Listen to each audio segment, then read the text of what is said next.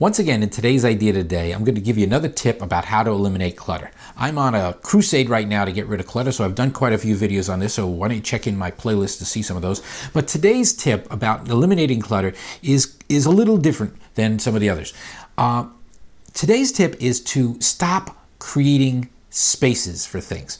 I used to be a big fan of things like the Container Store, and I'd go into places like Home Depot and Lowe's, and I would see all sorts of containers and shelving units and things like that. And I would go, wow, that's great. I'm finally going to organize my stuff. And what I have discovered is that the more you create spaces, the more you actually go out of your way to find places to put things. You know, it's the old adage, a place for everything and everything in its place.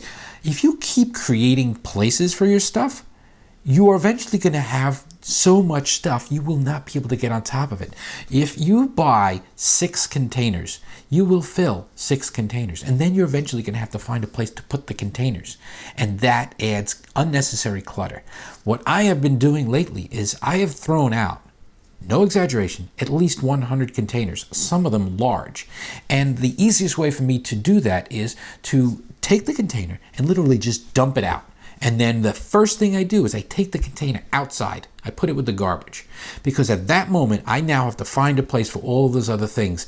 And most of the time, the place that's going to be is the garbage or a recycling bin, or I'm going to donate it. Because the reality is, if I keep that container, I'm going to be putting the stuff in it. And if you really want to get on top of your clutter, if you really want to get a simplified, more minimalist lifestyle, you have to stop making places for things. Get rid of some bookcases, get rid of containers, stop using your closet for things other than clothing.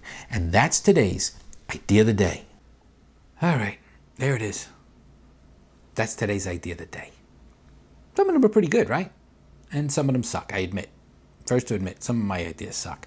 But if you visit Idea of the Day every day and you subscribe to my channel by looking at the subscribe link in the corner, you'll see a brand new idea every single day. And I promise you, some of them don't suck.